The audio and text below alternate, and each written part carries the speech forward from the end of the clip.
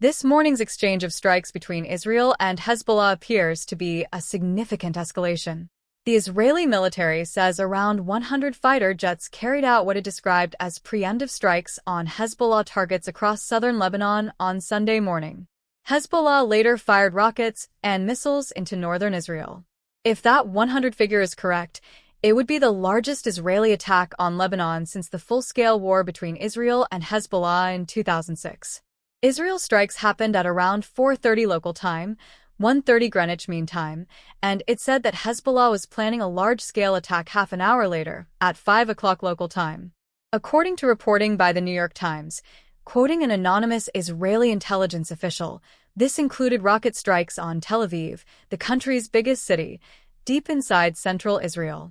In the end, Hezbollah said it had fired more than 300 rockets and missiles targeting military facilities in northern Israel, where air raid sirens have been sounding. Across the region, the fear is this latest escalation could once again lead to all-out war. In a statement, Hezbollah said this was the first phase of its response to the Israeli assassination of a senior commander Fouad Shukr in a strike in Beirut on July 30th.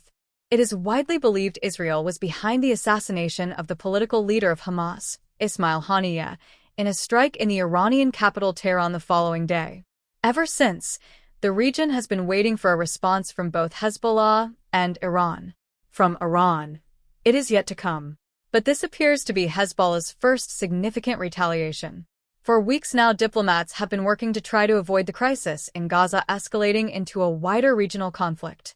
The United States has warned the ongoing failure to agree a ceasefire and hostage release deal between Israel and Hamas could see those diplomatic efforts fail. But despite intense U.S. pressure, talks to establish a ceasefire deal for Gaza after more than 10 months of war have led to nothing. Israel's military says it is ready to fight a war on two fronts, in Gaza and on its northern border with Lebanon. But Hezbollah is a far more formidable force than Hamas. It's estimated it has around 150,000 rockets, some capable of reaching targets across Israel.